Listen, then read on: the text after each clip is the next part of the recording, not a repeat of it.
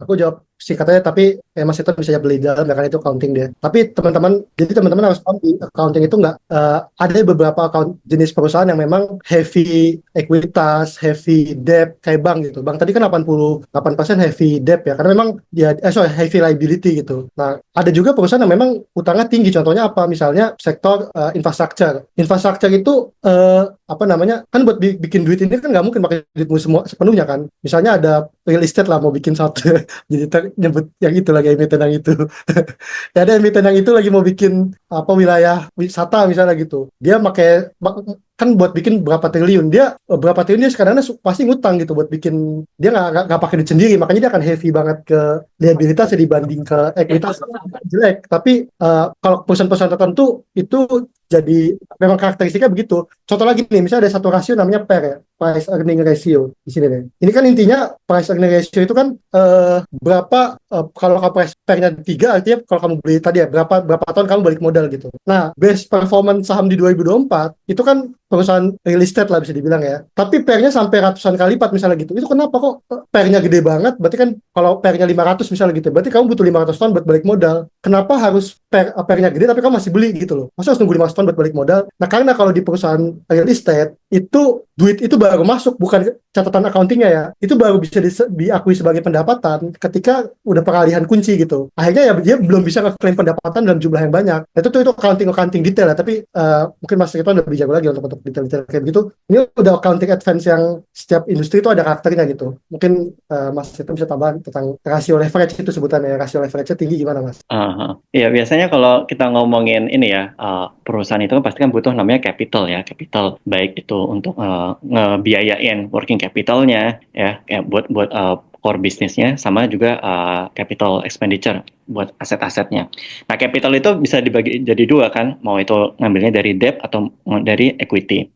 Nah, ketika kita akses ke capital, ini singkat aja ya.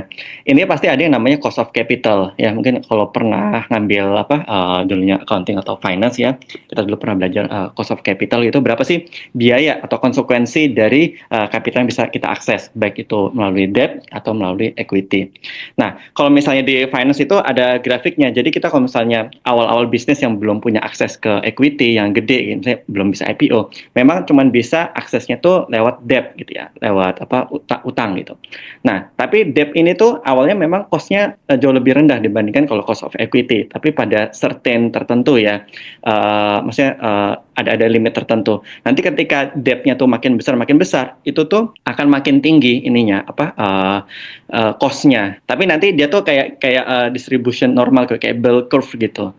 Nah, jadi sebenarnya kalau kenapa debt itu kalau misalnya di awal itu masih oke, masih jumlahnya masih kecil itu masih oke, itu karena ya itu beban dari si debtnya itu biasanya murah kan. Bebannya debt itu apa? Biasanya ya bayar prinsipal setiap bulannya, walaupun bisnisnya itu mau untung atau rugi, cashnya masuk apa enggak, dan juga ada beban interest kayak gitu. Dan beban interest itu juga balik lagi tergantung ke ini rating si company-nya itu, apakah dia ratingnya A, B, apa C gitu. Makin bagus ratingnya, kemudian ya ibaratnya kalau di perorangan tuh inilah apa sih istilahnya BI check-nya itu bagus gitu.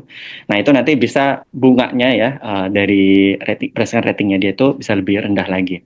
Sedangkan kalau misalnya cost dari equity ya, ini kalau misalnya perusahaan itu udah mencapai level tertentu yang mana dia bisa akses ke cost of equity, itu sebenarnya bisa jadi jauh lebih murah. Tapi tergantung juga kalau misalnya cost of equity itu, sorry nanti ini akan sedikit kepanjangan ya. Cuman kalau misalnya banyak equity-nya juga belum tentu dia itu perusahaan yang lebih baik dibandingkan perusahaan yang debt-nya itu lebih banyak ya kayak gitu. Karena hitung-hitungannya cost of capital dari equity itu juga tergantung lagi dari betanya dia dan kondisi inflasi dan juga market return di negara tersebut kayak gitu. Nah, ini mungkin agak panjang, cuman kalian kalau tertarik ya, ini sekalian promosi sedikit, kalian bisa ikutan kelas finansiologi, karena itu memang bahas banyak fundamental termasuk belajar tentang market ya.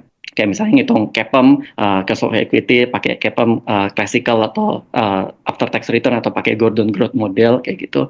Cuma nanti di situ kita menghitung secara ini ya, empiris ya. Jadi sebenarnya untuk case-case perusahaan tertentu, industri tertentu, itu dia itu lebih baik akses kapitalnya lewat apa? Lewat debt atau lewat equity kayak gitu. Jadi belum tentu debt-nya lebih tinggi, itu perusahaannya lebih buruk kayak gitu. Dan itu case by case biasanya. Paling ya gambarannya kira-kira gitulah. Jadi tergantung jawabannya.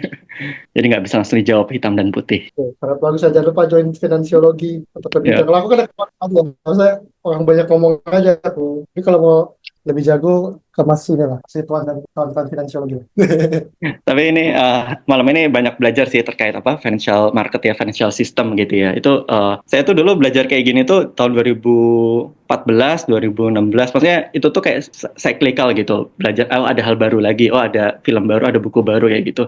Cuman memang udah 3-4 tahun terakhir ini nggak terlalu update. Kan kadang-kadang ilmu tuh kalau nggak dibaca diulang lagi kan suka hilang ya, apalagi nggak buat ngajar atau dipakai buat kerja gitu. Makanya ketika dia jelasin ini, oh ya jadi bagus sih buat reminder gitu. Makanya penting sih bisa collab sama Pai yang ilmunya masih fresh ya terkait kayak gini.